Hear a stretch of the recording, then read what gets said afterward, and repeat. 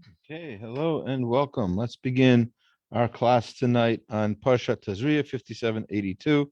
It has been anonymously sponsored, and it should be a great merit for the sponsor and for all of us for learning the Holy Torah together. Tazria and Mitzora usually read together this year, because it is a leap year in the Jewish calendar. So therefore, we have more time to learn these parshiot individually, which is a beautiful thing. Tazria has a lot more to offer than just the introduction to Mitzora, as some people might have thought of it. There's a lot going for it. It starts off with the laws uh, of childbirth. It starts off with the idea of the holiness of human life, and how a woman, after she gives birth, there's a period of tuma, which is usually translated as uncleanliness. Obviously, that's not a sufficient uh, translation, and it doesn't even really make much sense. This woman just gave birth.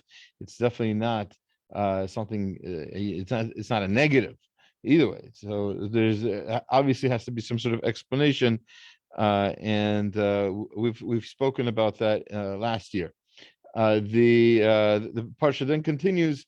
Basically, the rest of the parsha has to do with different kinds of situations, different kinds of growths on the person's skin, and different discolorations of the skin, of the hair, and that could lead somebody to think that they might have the tuma of tzaraat, which is usually translated as leprosy, which is apparently it's been explained to me that in general, the word leprosy doesn't always mean what we think it means. Leprosy, it means any kind of skin disease. And it's not only the one that's the famous one where a person basically falls apart. That's not the only kind of leprosy. There are all kinds, any kind of discoloration or any of those things. Those are definitely leprosy. Now, obviously, as it should definitely occur to you, um, leprosy is one thing, and what grows on your clothes or on your house, it should be completely something different. And perhaps it is in the natural world. We'll see what we can make of it in terms of the spiritual understanding of these things as well. Thank you. Um, just a moment. And gosh.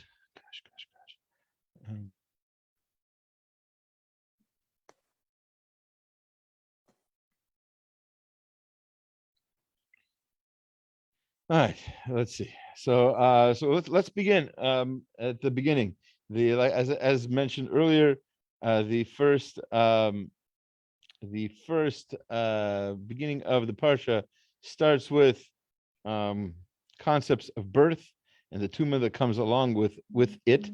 I believe we've said in previous years, we've mentioned that this tumah is not, and we just kind of said it as well. I'm not sure if everybody was here for it. Tumah doesn't mean dirt, right? It doesn't mean disgusting. It doesn't mean evil. Tumah means some sort of connection to death. And we've mentioned in previous years how obviously a woman is who's just given birth, obviously just created life, the opposite of death. But we know that since the sin in Gan Eden, the people of the world have death. That's a normal thing, just like Benjamin Franklin once said, the only two sureties in life is death and taxes. So death happens. You can't. Most of us can't get away from it. It's an eventuality. It doesn't have to be gruesome. It doesn't have to be a sad thing. It could be something to not necessarily look forward to. I'm not saying that. I'm not going that far. But I'll say that death isn't something that has to be scary. It's just another stage in life, and it's when we get to it in our God willing, after the holidays, when we get back to our Jewish life Jewish life cycles classes. free plug. We'll God willing get a chance to talk more about that, and how we prepare for that, and how really life, in a sense, and we talked about this before as well, how life, in a sense, is really a preparation for that. That's why we're on this earth for. Well, that's why before we shuffle off this mortal coil, as they say. All right, so the as mentioned, when a woman has a baby, one of the things that this parsha teaches us is if it's a boy, there's a brit mila. So there's a brit milah. The boy has to have a brit. Now, when does this brit happen? And we all know we've heard this already in life cycles class, and I'm sure you know this from other experiences. It's on the 8th day. Question that and by the way, that's a halacha. So if a boy has his brit milah before that, it's not kosher. He has to have a brit milah again. What that means exactly, how it's done, I'm not going to get into right now. But there's a proper way to have brit milah with a moel and everything else, and there are improper ways to do it where it has to be perhaps done again, which I would say you probably don't want to do. The the baby for sure, if the baby has a choice, would prefer not to have to do it again. Once should be more than enough.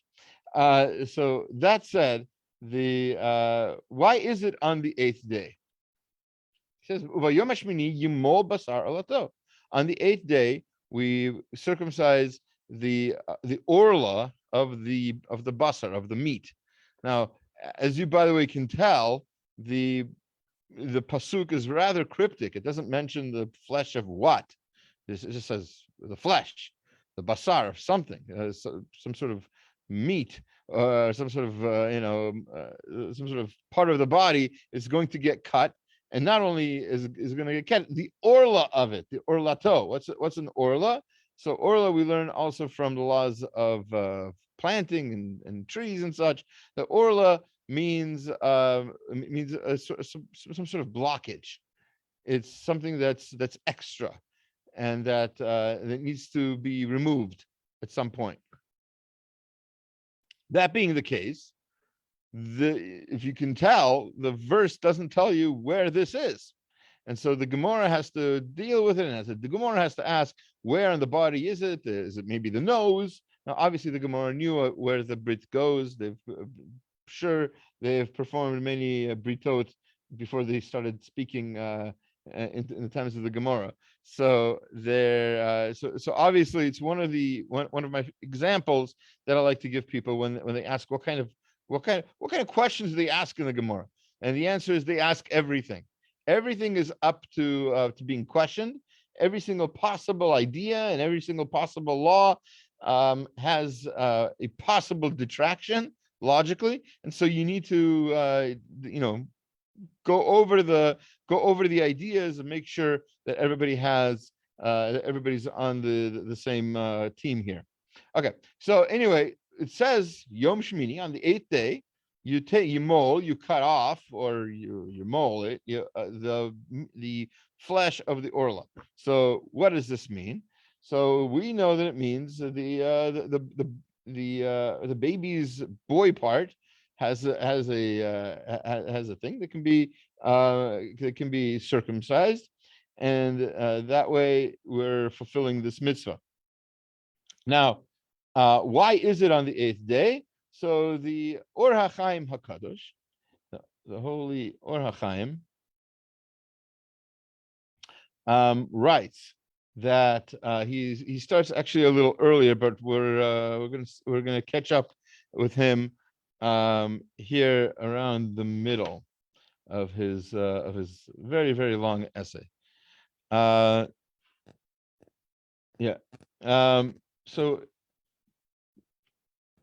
first of all, he starts off by talking about the fact that mila, the mitzvah of brit milah, has already been mentioned in Lech Lecha.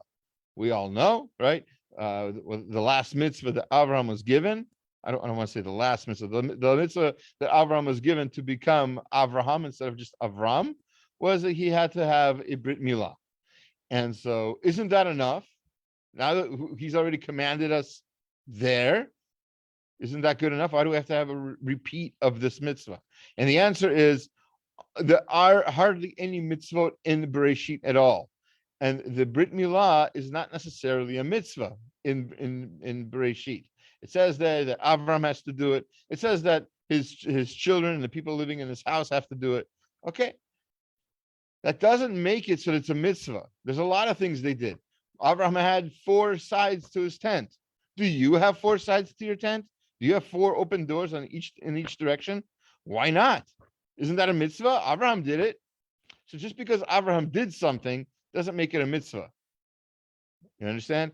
First of all, besides the fact that Abraham, although he was the first Jew, and that's what we call him, he wasn't a member of the Jewish nation because nobody was. There was no Jewish nation until the Torah was given at Har Sinai 50 days after the Exodus from Egypt. Or 49 days. Okay, I know. So, all said and done, he wasn't a member of the Jewish nation. Like he could some commandment came through the Jewish nation because something was said to him. That's not how that works. It happens to be there's another example. There's a later example after Avram of Yaakov fighting with the angel and getting hurt, and so it says there in the Torah that we don't eat the sciatic nerve of an animal because that's where Yaakov was hit. But it's very explicit that that's a mitzvah for the future, not for them. It didn't say anywhere that Yaakov wasn't allowed to eat it, and because Yaakov didn't eat it, nobody else should ever. No, that's not how it works. So that's number one. That's first of all. That's even though we mentioned Brit Milah already in Lech Lecha, here's where we actually get the mitzvah. You have to do this on the 8th day after the baby's born. Now, why the 8th day? Nir latet tam l'smichat uvayom hashmini im ma shelafanav. So he wants to connect this idea of it having to be on the 8th day, and why it's connected to, why it's samuch, why it's next to what came previously, which is that the woman is tameh for 7 days after giving birth to a boy. It says, by the way, the Torah. I don't want it to make it sound like I'm trying to hide anything. The Torah earlier said, the very first verses of Tazria, was that if a woman gives birth to a boy, she's tameh for a week. If she gives birth to a girl, she's tameh for 2 weeks. That doesn't sound fair. Are women more impure? And the answer is, we've said before, no, that's not what's going on. What's going on is the reason that there's an extra week for a woman who has a baby girl. And by the way, this is hardly relevant to us nowadays when women have taken on that they are basically consider themselves nida for as long as it takes for the bleeding to stop, et cetera, et cetera. So this other tuma that happens in between isn't has really no practical implications for us nowadays. But in the Torah's time anyway, the reason why it was double if the baby was a girl is because just like death has in it this concept, and this is the Maharal's answer. Just like death life has the potential for death already imbued in it. A woman who has a baby girl, that girl now will also have, in theory, the potential to carry life, which also brings with it the potential to carry death, because all life eventually leads to death. So this extra tuma is what this woman now has to deal with, and that's why she's tameh for a longer time if she has a baby girl than if she has a baby boy. All right. That said, and by the way, I don't know if it's worth mentioning, the Maharal didn't have to, fend off, atheist feminists or anything like that. He wasn't an apologist. He was writing, this is how he understood this mitzvah, and he wasn't trying to just make women happy or something. He was actually just writing what it means. So just so you know, it's not just like, oh, don't worry, you're just extra, you've got extra life in you, that's why you're a tummy for extra. It's not some sort of just a way to pacify people. This is not that's not the kind of games we play. Okay, so back to the Orach Chaim. So the Or HaChaim wants to know why this concept that the baby boy is as the brit milah on the 8th day is at all connected to the fact that the woman is tameh for 7 days. Okay. So he continues. Shabbat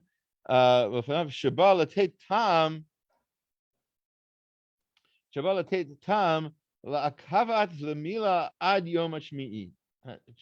The Torah is really giving an answer for why the mila, the brit milah, is on the 8th day. That's why it mentions that the brit milah is on the 8th day. It's to show you why it's on the 8th day and not earlier. Why is it on the 8th day?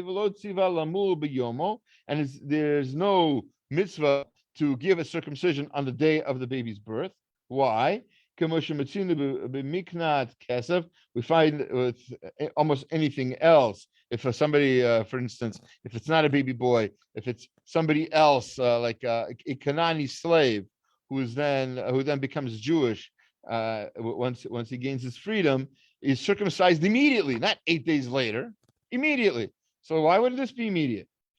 Etc. This is teaching us the reason for the delay is because she'll be tummy for 7 days. Now on the 8th day should be the brit milah. Lomar kilatam zeh hu she'ikev hamila.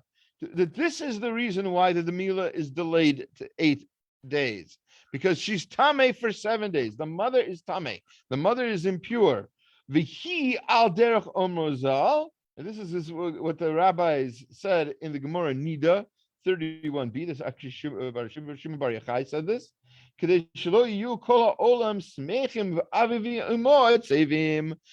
everybody's going to be happy. Everybody's going to be at the Brit Milah. Everybody's going to have a good time eating good food. There's going to be bagels, kimchi, and this and that, and the omelet station. And then the mother and father are almost are not having the same simcha because the woman is tameh. So obviously, we want the woman to have the potential to not be tameh anymore when the Brit Milah happens on the 8th day. Again, I need to emphasize that this is before the rabbis got involved. Actually, just to be very, very honest with you, it's not the rabbis who got involved. It's more the Rebbitzins, actually. It was the holy Jewish women of the past who took on themselves to be tameh for a longer period of time. For a longer period of time. Oh, I see. Give me one moment, please.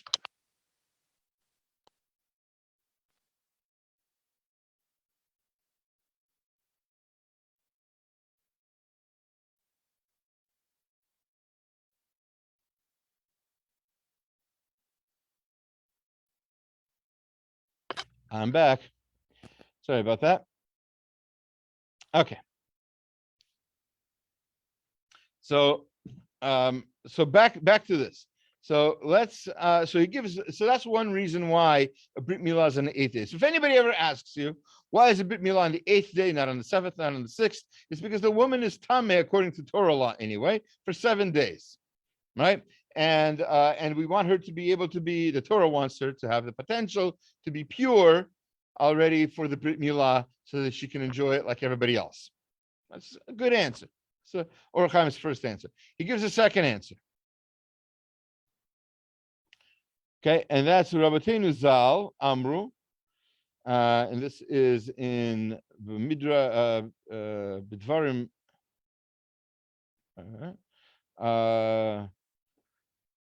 Midrash Devarim Kiteitze Perak Vav. So chapter 6 in Devarim Rabbah, and it says they give another reason why the woman is tameh for 7 days, and no, why the Brit Milah is on the 8th day. This is the language. Why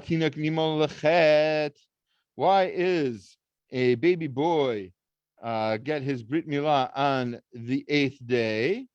Shekana Hashem rachamim alav ad sheyeh bo koach. Hashem wanted to have mercy on him, wanted to give him, wanted to make sure that he wouldn't have the Brit Milah until he had koach, until he had more strength. Okay? That doesn't really answer our question quite yet, as you can imagine. So so he continues. Ukishem rachamav al ha'adam kach rachamav al behema. Just as he's merciful on a person, he's also merciful on an animal. Shenamar, it says in a pasuk in Pashat Emor 22:27. Umiyom hashmini halar yirtza ad kan lashona. So on the eighth day, from the eighth day on, it is acceptable as a fire offering to Hashem. So right back when we learned about the animal offerings, we found out that the animal cannot be used as an offering until it's 8 days old at least. Right? We don't take a 1 day old animal for an offering. Right? Why? So we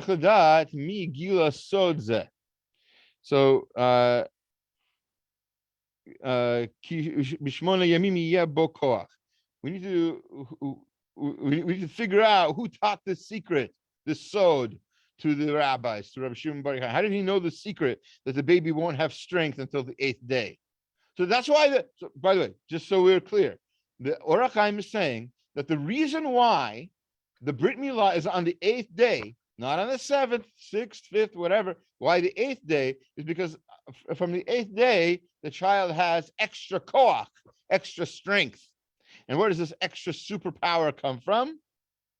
From the fact that it says also by animals. If Hashem has rachmim on animals, and animals can't be used until they're 8 days old. So certainly a human being can't have any kind of serious trauma until he's at least 8 days old. V'lo pachad v'lo yoter, no earlier, no later. Nira, why the 8th day, no less, no more? Nira ki koach ha'amur b'dveihem. It seems that the strength is mentioned in their words. Hu masha amar bizar shehu kedei sheyavor alav Shabbat. As it says in the Zohar, it says in actually a couple of places, shehu ad sheyavor alav haShabbat, until the Shabbat comes. V'tagiyehu nefesh achiyunit kenishpa'at ba'olam b'yom haShabbat kiyadua. It will then have an extra hiyut, an extra life, extra force, because of the power of the Shabbat. In other words, as we know, we all know, says the Or HaChaim, that Shabbat gives us an extra strength. You could be totally wiped out from the most difficult week of your life. Comes along Shabbat, which is actually more work. And after Shabbat, all of a sudden, it's a brand new week.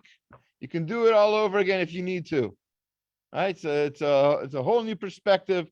Shabbat can fix everything. Shabbat has a special kind of koach. By the way, we say that in the Mishaberach.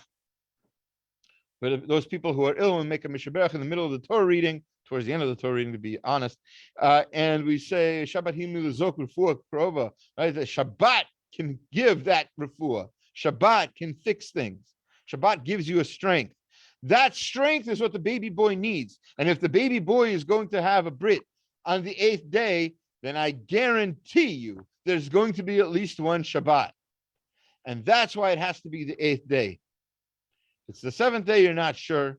It could have been, the baby could have been born Saturday night, right? And so, whatever it is, to really know that you're for sure going to have a whole Shabbat, for sure, then the baby has to be born. The baby has to have a Brit Milah on the 8th day. And then a Shabbat will for sure pass at least once over that time.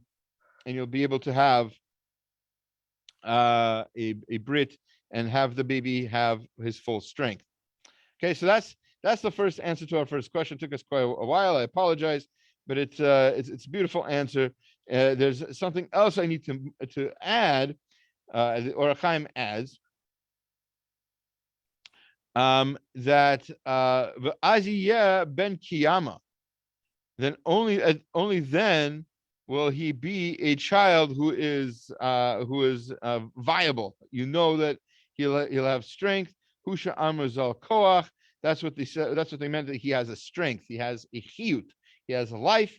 he is able to withstand other possible challenges, and that's how that goes. Um, okay, with that said, let's get right into our next source, our next verse, our next source. And by the way, like I said, that was just a bit of an essay, a very long piece from the Or HaChaim. I give you some more of it in the source sheet. Otherwise, you'll have to look it up on your own. Anyway, back to chapter 12 in Vayikra, which is where we're going to spend some of our time today. So Vayikra Yud Bet Vav. So 12:6 in Vayikra. Milot Yimei Tahora Leven or Levat Tavi Keves Ben Shanato Leolah Uven Yona Otor Lechatat El Petach O El Moed El HaKohen. So when this whole thing ends, after all of this Tuma Tahara, whatever happens, she's finally able to, she's finally tahor, she's finally pure, she's gone to the mikvah, she's waited until after sunset, sunrise, and now she's able to bring a special kind of korban to the Beit HaMikdash. Obviously, unfortunately, due to our many sins, we don't currently have this. So, but it's worth knowing that God willing, soon when Mashiach comes and the Beit HaMikdash is rebuilt, we'll have these mitzvot again, and we'll hopefully have an opportunity to see this and fulfill this. So after this time of her tahora happens, whether it's a boy or a girl, it doesn't matter. Then she's supposed to bring a keves. Now she's bring a lamb. Ben shanato is a 1-year-old lamb, no older. La'olah, it's going to be an ola. It's going to be a burnt offering. It's going to be completely burnt up into the sky. Uven yona otor, and she has to bring a pigeon or a dove, lechatat, as a sin offering, el petach o el moed el kohen, to the entrance of the oil moed to the kohen. This is one of the kabbanot that a woman should bring after she gives birth. She has to bring these two offerings, and we've talked about in the past what sin offering, why she bring a sin offering, what sin did she do, and we've mentioned the famous Rashi that from the Gemara that she basically, there's a very high probability that at some point in her pregnancy or in the delivery that she might have made some sort of vow, like this man is never going to touch me again, or something to that effect. And then so this is obviously hopefully a false vow, and that's a sin and needs some sort of punish or not punishment, some sort of so what I'm looking for, forgiveness, the opposite of punishment. So very good. Now, earlier on in the Torah, the Torah speaks about a woman giving birth to a male or a female, zachor and a keva. And here, suddenly, it switches from zachor and nekeva, male or female, to ben or bat, son or daughter. And all of a sudden now, besides having a gender, which they had already with zachor and nekeva, now they have a relationship to her. They are her, this person is her son. This person to her is a daughter. Whatever it is, it's not a male or female. There's a relationship being built in this verse. And so the question that has been asked in the past, and that I sent out in the email, it says, why do the verses first mention the child as a gender, and only now refers to the child as a son or daughter?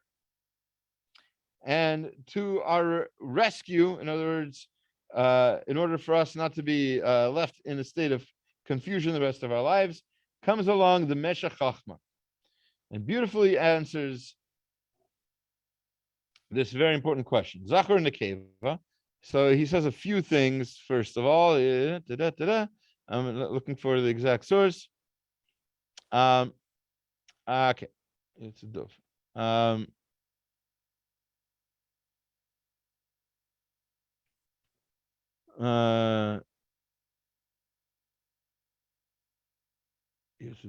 Kama Nakti B'Shem Haparti Leven Levat.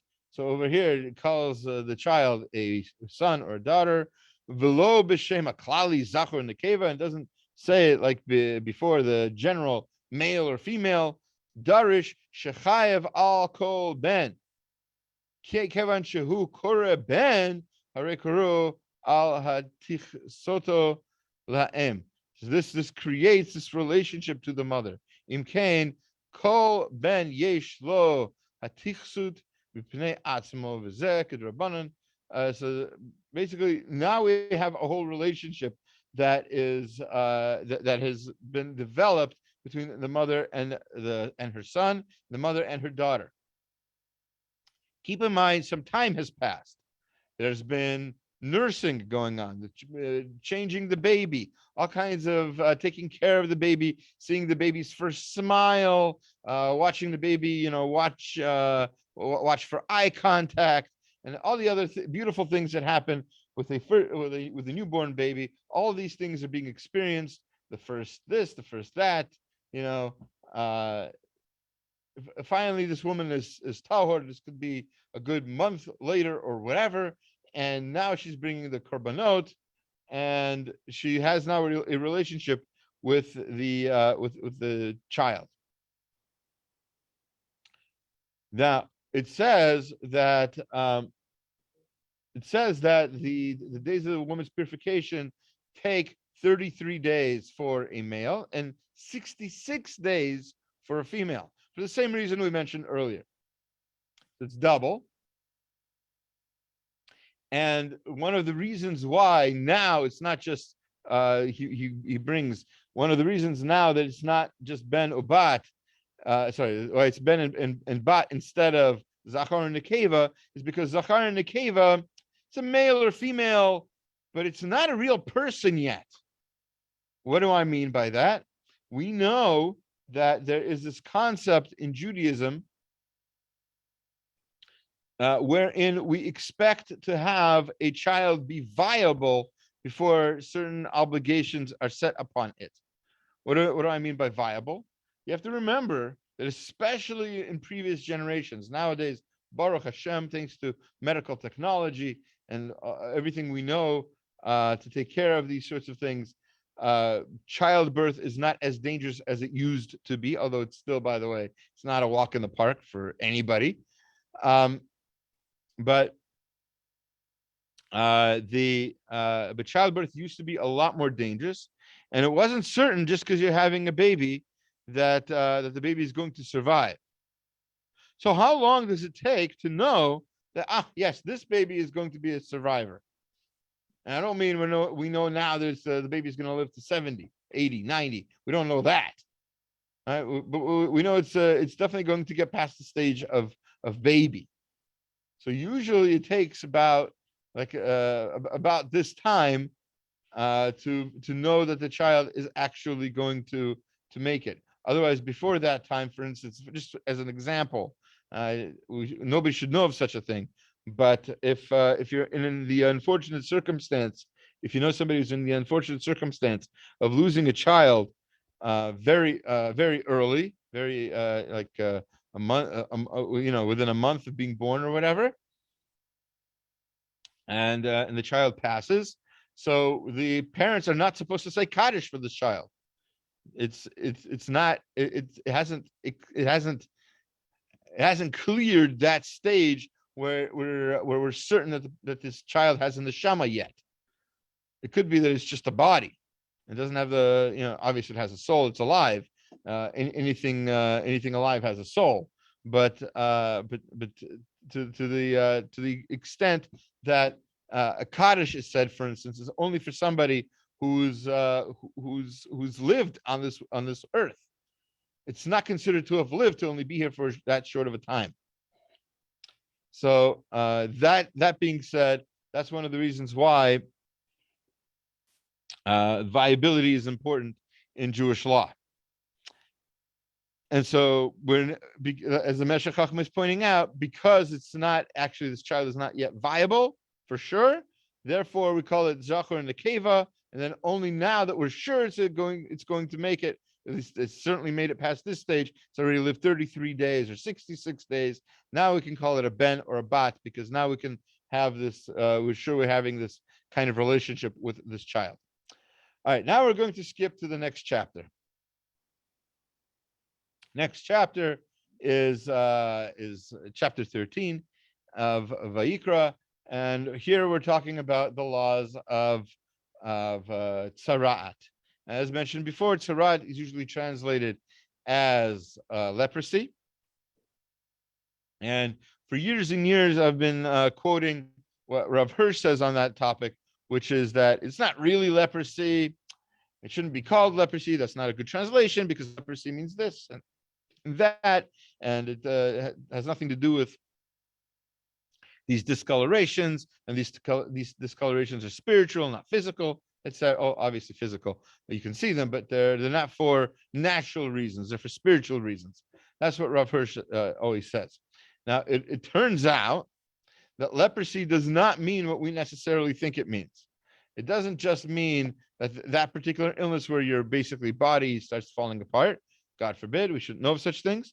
But it also refers, according to a doctor, who just explained this to me recently, leprosy refers to any kind of illness that has to do with the skin. And so it's a very good definition for it. It doesn't have to be a natural illness. It could be a spiritual illness too. And it definitely has a physical effect on the body, which we'll discuss shortly. So the first thing, so let's call it tzaraat. If you don't like the word leprosy, we can call it tzaraat. Either way, there are different kinds of tzaraat. The Torah goes into quite some detail. Is it red? Is it white? Is it covered under this part of the body, that part of the body? Is it sunken in? Is it like a sort of a dimple? Is there discolored hair right in the middle of the dimple, etc.?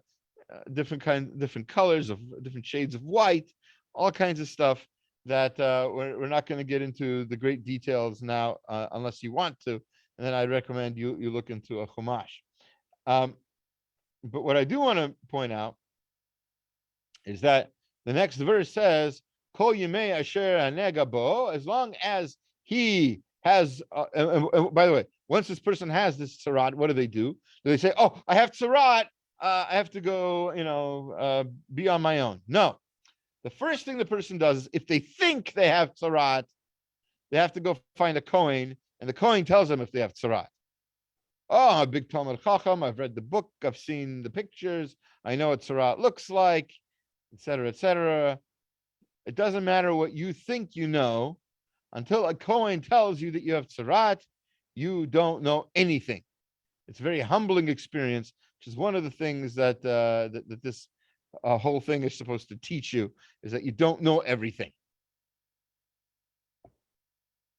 So you get this Kohen. This Kohen comes to you, says, you know what? You're right. That is tzaraat. And by the way, you're not supposed to say, I have tzaraat. You're supposed to, I think I might. And so he looks, he tells you. All right. So in this case, this person has tzaraat. And says, Kol yimei asher hanega bo. As long as this person has this nega, which is this discoloration, whatever, the things we just mentioned, that point to the fact that he has tzaraat. Yitma tamehu. He is impure. Badad yoshev. He's supposed to sit alone. He is out of here. He goes out to left field. Hu badad yeshiv michutz lamachane moshavo. He sits outside, all by himself, outside the camp. Now, by the way, just so you know, I'm not going to get into it in great detail, but the Gemara goes into some detail about how alone he actually is. It's not necessarily alone. Maybe he has, if he's a Rebbe, maybe he can have his class with him. If he's a student, maybe he can have his Rebbe with him. Right? There are different situations. But what Rav Chaim Shmuel Levitz would like to know in Sichot Muslim, this is a beautiful essay. We're obviously not going to have time to go through all of it, but I have all of it here for you in case you want to. Oh boy, some of it's hard to read. In case you want to look through it, you can print this out and read it on your own. Beautiful essay.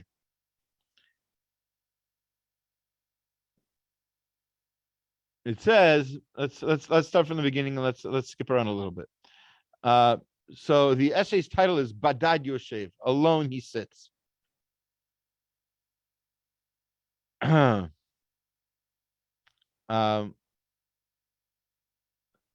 so first of all, it says Al not the hikamate. It says in Bamidbar that he's considered as if he's like dead, kamate. So the rabbis in the Gemara in Nidarim learn Tanya arba chashuvim kamate. There are 4 different kinds of people who are considered as if they're dead. Ani, which is a poor person. Mitzora, somebody with tzaraat. Suma, how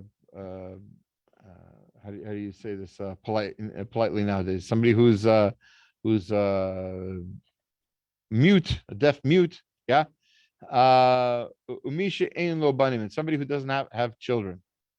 All these people are considered as if they're dead. Not that they are dead, they feel that way.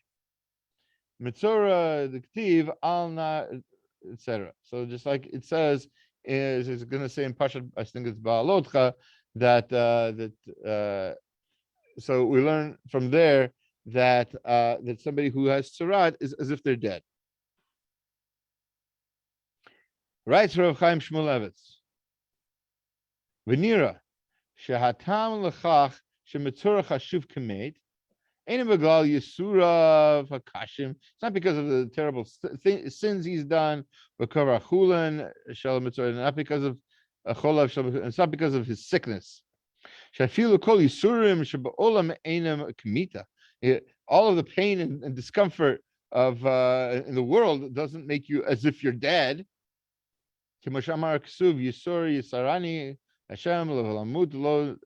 Netanani, it says in Tehillim Kuf Yud Chet, in 118, it says that I have all of these pains, but Hashem is protecting me from death. So it's not death. Having pain, having suffering is not death. So that's not why he's considered as if he's dead. It must mean something else. Let's skip down a little bit.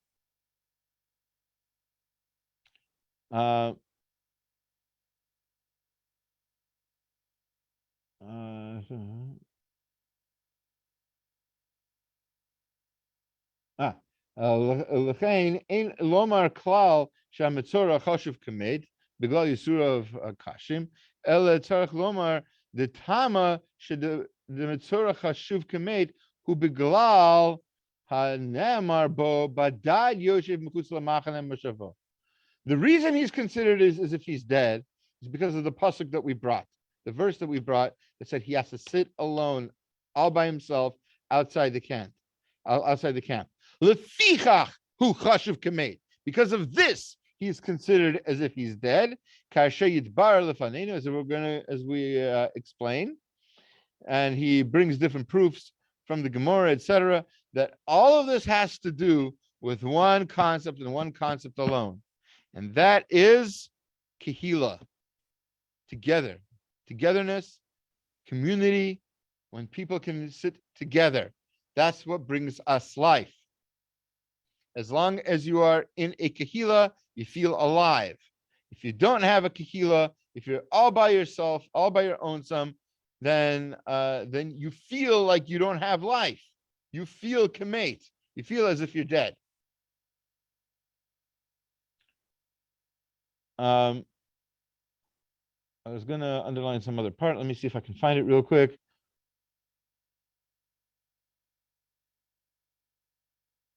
Achad min ha'arba hu suma. One of the people who's considered like a dead is a suma, is a deaf mute, and that makes sense with what we just said.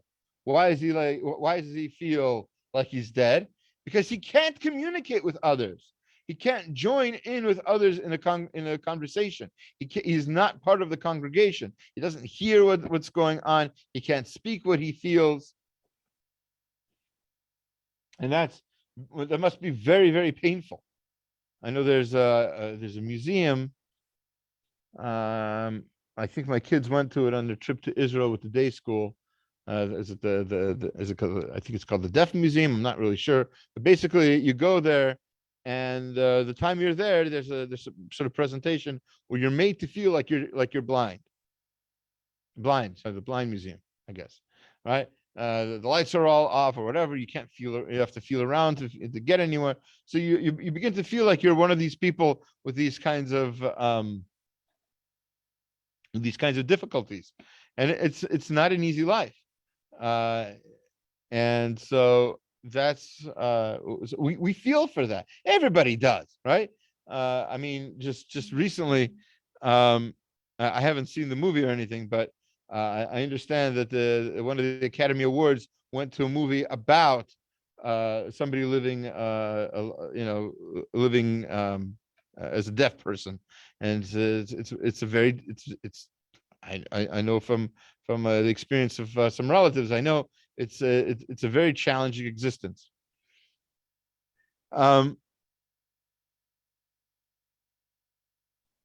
Okay. So he says Sfornos has a similar idea elsewhere. Oops. One moment. Talk amongst yourselves. Okay, what's I'm not gonna fix this. That's how. Technology. All right. Let's get to the end of the essay. He says, "She'en moel lechet ze shum tiskati shebe'olam." So remember, let's go back a bit. Why do we have tzaraat? Why is there this Why is there this illness of tzaraat? So actually, the Gemara gives several reasons. Probably the most famous that's always mentioned nowadays is lashon hara, which is not bad. It is definitely one. I mean, sorry, lashon hara is bad. It's not bad as one of the reasons. It is one of the reasons given in the Gemara for this illness. So that makes sense. We know, for example, that's what happened to Miriam, right? Miriam got tzaraat when she spoke lashon hara about her brother Moshe.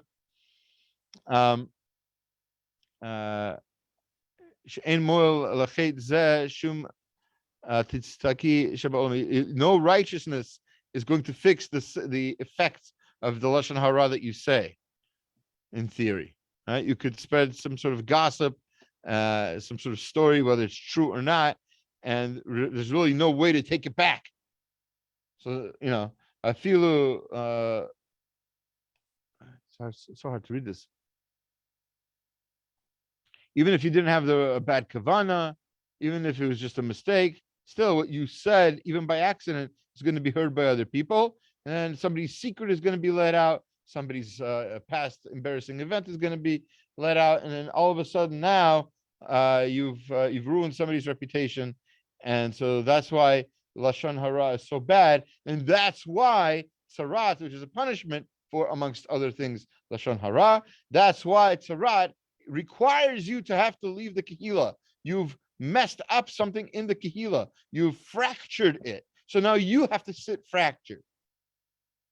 Obviously, this is not forever, as the psukim in this parsha go into great detail. There are ways eventually that this tzaraat can go away. And then next week's parsha, we're going to get to the whole ceremony of the mitzorah of how tzaraat can be completely wiped out. Okay, we have approximately 10 minutes left. Just those of you trying to keep time.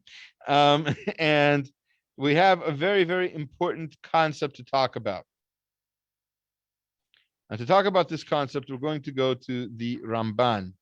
And we might, God willing, we will try anyway, to learn this entire Ramban inside. It's a beautiful piece. And the question that we're going to ask is, especially when it comes to tzaraat of clothing, or next week's parsha with a house, right?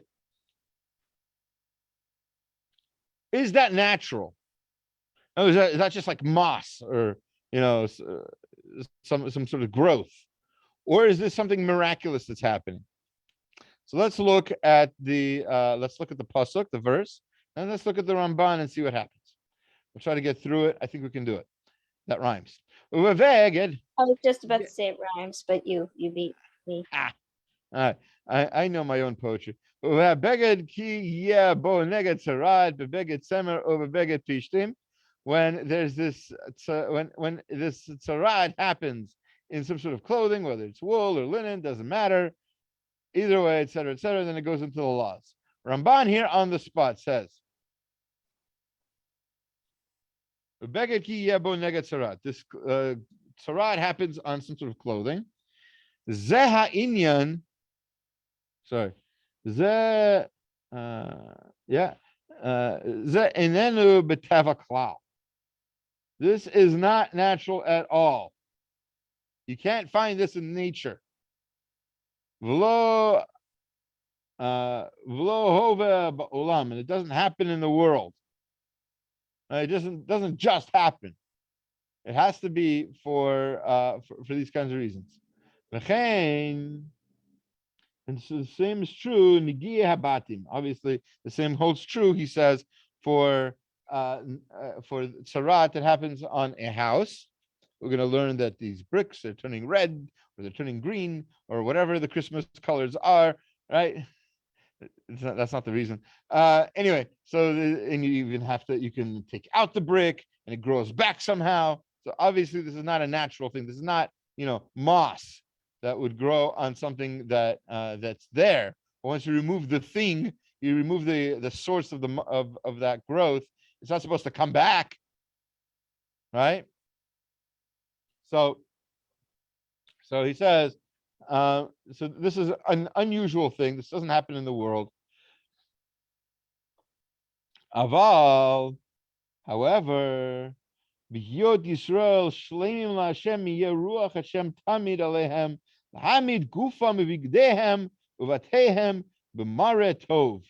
As long as the Jewish people were faithful to Hashem and did what Hashem wanted, Hashem's spirit, Hashem's ruach, rested on them tamid, always, and to maintain their bodies and their garments and their houses and make sure that they had mare tov, they looked good. What makes you look good? Besides what it says in Annie, you're never fully dressed without a smile. You're never fully dressed without making Hashem happy. If you're making Hashem happy, you're doing what Hashem wants you to do, you have a nicer appearance. By the way, I've seen this in people, by the way. Not for now. וכאשר יקרא באחד מהם דבר חטא ועוון ותראה בעוד בבשרם או בנגדו או בביתו, when there's something happens, some sort of sin happens, then all of a sudden these something's going to become discolored, right? Whether it's the person's skin or the house or the clothing, etc. La'arot ki Hashem sar ma'alav. And why is this happening? To show that Hashem's upset with this person. This is how Hashem shows that He's not happy with you. L'kach, and so therefore Amar hakatuv natati neged tzaraat bebeit eretz achuzatchem. That's why it says, "I will place tzaraat on your house in your land." This is going to be in next week's parsha. Specifically in your land. Why? This is Hashem telling you on your house that you're doing something wrong. And He'll only do that to you when you're in His land. When you're doing what otherwise you should be doing, everything's just fine and dandy. Hashem is close. Hashem is in the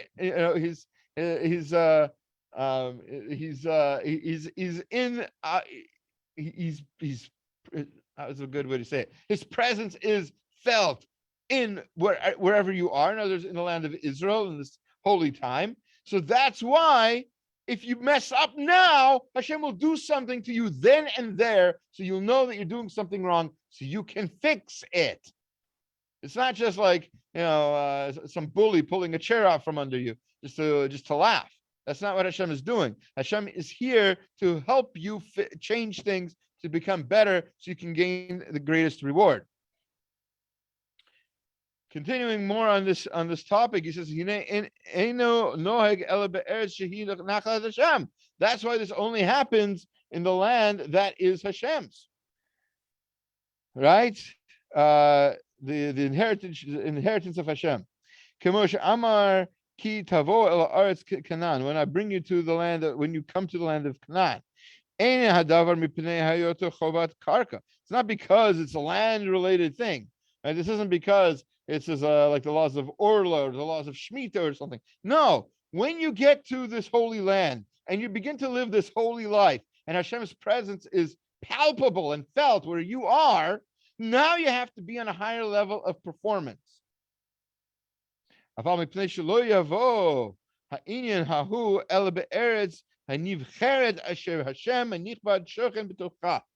it's because these kinds of amazing, miraculous things happen in the Holy Land, in the chosen land, where Hashem's name is resting. And furthermore, it says in Torah Kohanim, it's the Midrash. We quoted this Midrash several times in last week's Parsha. So it says there, further, she'ein habayit mitame ela la'achar kavush v'chiluk sheyeh kol echad ve'echad makir chelko ve'et shelo. The house can become tame through tzaraat only after the land is conquered. Remember, the land wasn't conquered for 7 years. So if you got a house and the war is going on and we haven't conquered the land of Israel yet, and you think you have tzaraat, you can call over a Kohen if you want to, but I can tell you what the answer is going to be. Just like if your check engine light is on and you do a smog check, I can tell you what the answer is going to be.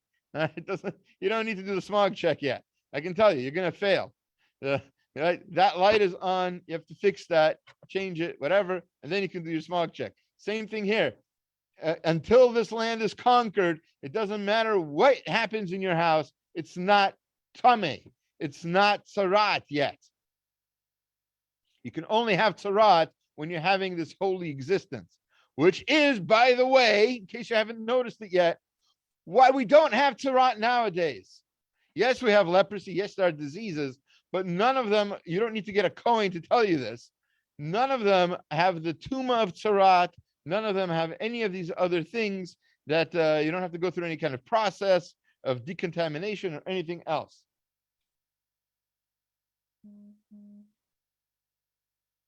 Okay. So this only happened when every single Jew had all of their possessions that they were supposed to get. Okay. V'tam ki az v'tam ki ha'az yasher datam alehem ladat et Hashem v'tisha shchinato b'tocham. As long as the Jewish people had peace of mind, right? They were in their land. They didn't have to fight any wars. They were comfortable in their land. When they had peace, they could concentrate and really remember that Hashem is always around them. Remember, yeah, you can say, wait a minute, but there's no atheists in a foxhole. Weren't they religious even when there was war? Yes, we're not talking about religious. Plenty of people get religious when times are tough, when there's war and bombings and suicide attacks and everything else. That's what people can get religious for that. But that's not what we're looking for. People, the Jewish idea of religion, this is what Rav Hirsch writes over and over and over again. The Jewish idea of religion is to have peace of mind and to be able to concentrate and think clearly, not be under under stress. And that's when it's the most obvious.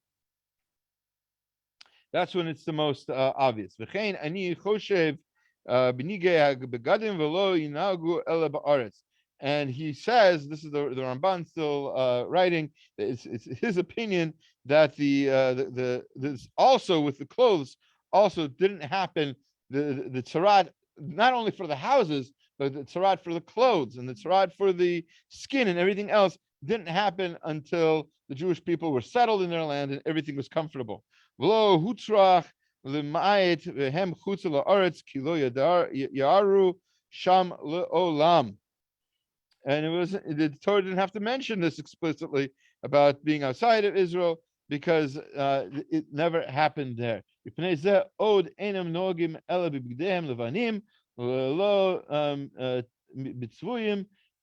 it's for this reason that tzaraat only happens on white clothing, not colored clothing, because colored clothing also can